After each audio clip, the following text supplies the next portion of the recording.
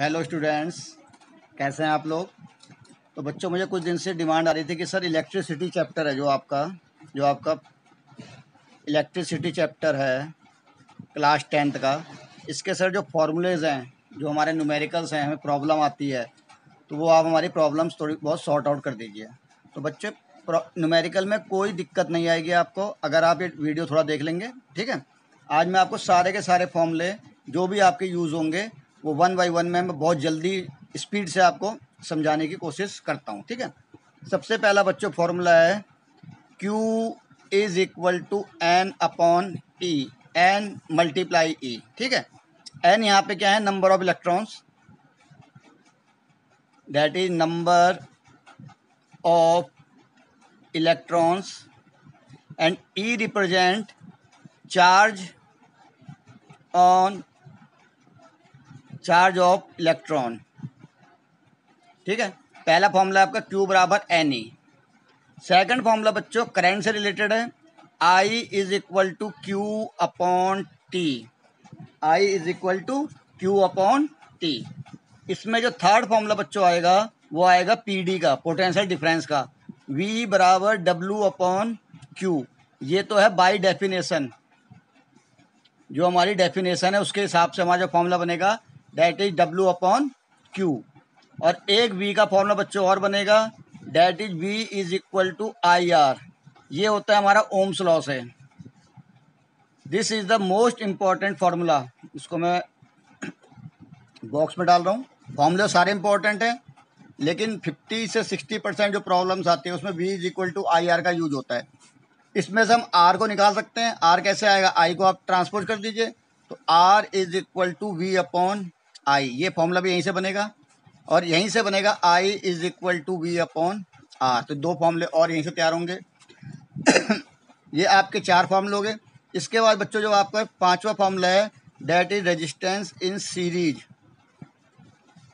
Resistance in series, अगर कोई resistance हमारे सीरीज में लगे हैं, सपोज ये हमारे रेजिस्टेंस हैं 1 2 3, अगर ये सीरीज में लगे हैं, ये हमारी PD है, वोल्टेज है हमारी प्लस माइनस, ठीक है।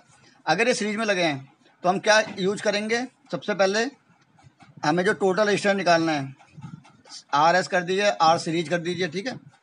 तो इसमें ये R1 है, ये R2 है और ये बच्चों आपका R3 है। ये हो जाएगा R1 प्लस R2। सिंपली आपने इनको ऐड करना है। अगर सीरीज में है तो सिंपली आपको क्या करना है, इनको ऐड करना है बस। अगर 4 है तो 4, R4 भी आ जाएगा, ठीक है। सब इसमें एक चीज़ आपको जो याद रखनी है, सीरीज वाले केस में करंट सेम होगा, करंट इज सेम, करंट सब में सेम होगा, और जो आपकी वोल्टेज है दैट इज डिफरेंट, यानी कि R1 में अलग वोल्टेज आएगी, R2 में अलग जाएगी और R3 में अलग जाएगी, ठीक है। करंट सेम जाएगा। करंट को नापने के लिए बच्चों हम क्या यूज करते हैं, एमीटर। ये मैं साथ साथ बताते आता हूँ, पूरा चैप्टर ही आपका रिवाइज हो जाएगा। करंट नापने के लिए हम एमीटर का यूज करते हैं, ये हमेशा सीरीज में लगेगा, ये ख्याल रखिएगा, ठीक है। और वोल्टेज नापने के लिए हम क्या किसका यूज करेंगे, वोल्ट मीटर का, और ये हमेशा पैरेलल में लगेगा। इसका एक छोटा सर्किट में बना के दिखाता हूँ आपको। सपोज ये हमारा रेजिस्टेंस है, अब मुझे इसकी करंट भी नापना है तो एमीटर को मैं लगाऊंगा यहाँ पे सीरीज में। ये हमारी बैटरी है, एमीटर लगेगा हमेशा सीरीज में, और इसमें वोल्टेज भी नापनी है तो ये लगेगा बच्चों आपका पैरेलल। बस आपको ये ख्याल रखना है, this is plus minus, this is plus minus, this is plus minus, इतना आपको याद रखना। वोल्ट मीटर हमेशा पैरेलल में लगेगा, एमीटर हमेशा सीरीज में लगेगा। अब आ जाओ resistance is parallel. Resistance in parallel, इसका फॉर्मूला बच्चों कुछ नहीं करना, इसके ऊपर 1 लगा दीजिए, सबके ऊपर क्या 1 लगा दीजिए, लेकिन ये सीरीज में इसको P कर दीजिए। तो 1 upon RP is equal to 1 upon R1 plus 1 upon R2 plus 1 upon R3। ये आपका आ जाएगा रेजिस्टेंस इन पैरेलल। मतलब तीनों को, जो अगर 3 रेजिस्टेंस लगे हैं उनको एक बनाने के लिए हम ये फॉर्मूला यूज करेंगे। इसके बाद बच्चों आ जाओ, आपका फॉर्मूला है अगला हीट का। हीट क्या होती है, व्हाट इज हीट, अगर हम कोई काम करते हैं तभी तो हीट जनरेट होगी। तो हीट किसी काम से जनरेट होती है, यानी कि हीट वर्क, और वर्क क्या होता है, जितनी आप एनर्जी है भाई आप उतने तो काम करोगे जितनी आपके पास एनर्जी है, और जितना आप काम करोगे उतनी हीट प्रोड्यूस होगी। तो यानी कि तीनों आपस में सिमिलर हैं, इनका नाम अलग है और बाकी ये तीनों का काम एक ही है। तो सबसे पहले आप कैसे निकालते हैं, इसको रटने की जरूरत नहीं है, मैं आपको करके दिखाता हूँ। देखिए हम ये वाला फॉर्मूला यूज करेंगे, V is equal to W/Q। क्यों यूज किया मैंने, अभी मैंने आपको क्या बताया, हीट और वर्क हमारे क्या हैं, सेम है। तो यहाँ पे W की जगह हम क्या सब्स्टिट्यूट कर सकते हैं, हीट। तो V बराबर आ जाएगा आपका H/Q, क्रॉस मल्टीप्लाई कर लीजिए तो H हो जाएगा VQ। एक फॉर्मूला आपका ये बन गया हीट का। अगर आपको वोल्टेज दी गई है और चार्ज दिया गया है तो आप VQ भी यूज कर सकते हैं। सेकंड क्या करेंगे, अब इस Q को रिप्लेस कर दिए। Q क्या होता है, यहाँ से देखिए, अब हमारा एक फॉर्मूला है I इज इक्वल टू, सारे फॉर्मूले यहीं से बनेंगे, कोई नया फॉर्मूला नहीं है आपको याद करना है।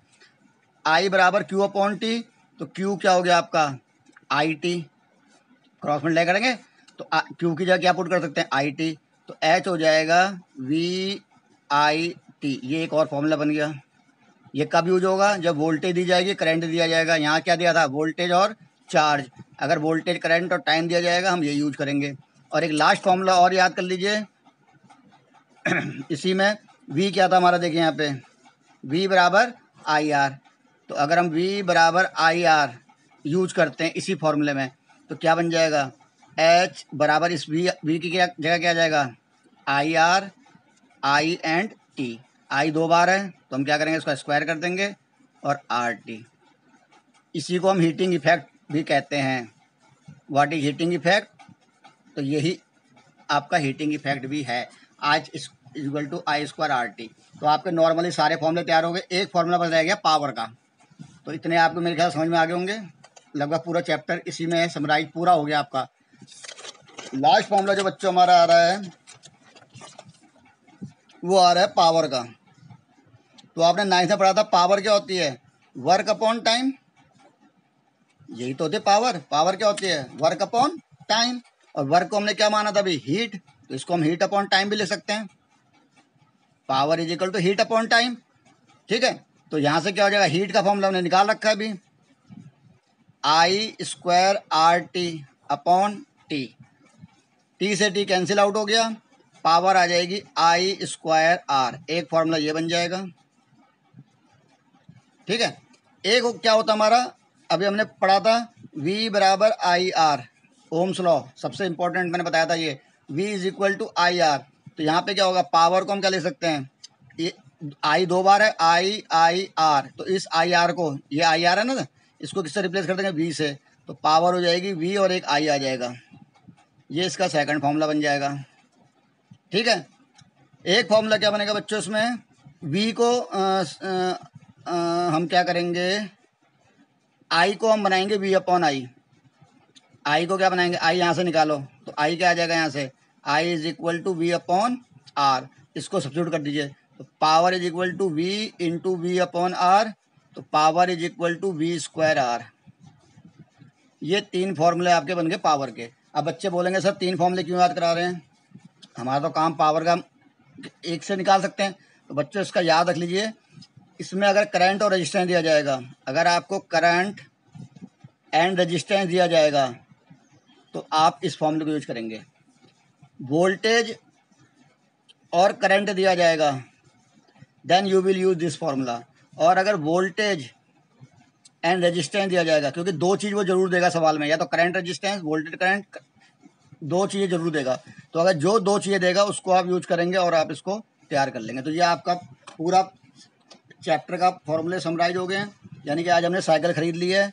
अब इसके बाद अगली क्लास में हम आपको फॉर्मूलों को कैसे यूज करते हैं, बहुत इजी तरीका होता है फॉर्मूलों को यूज करने का, वो सिखाएंगे। तो हमने साइकिल खरीद ली है, अब हम अगली क्लास में आपको साइकिल चलाना सिखाएंगे। तो आप इन फॉर्मूलों को एक बार रिमाइंड कर लीजिएगा, देख लीजिएगा, और कोई प्रॉब्लम आती है तो आप पूछ सकते हैं, कहीं भी आपको प्रॉब्लम आएगी। तो ये आपके सारे फॉर्मूले हो गए इलेक्ट्रिसिटी के, इनको आप बच्चों ढंग से याद कर लीजिए, ठीक है। फिर आपको अगली क्लास में मिलते हैं, ओके बाय।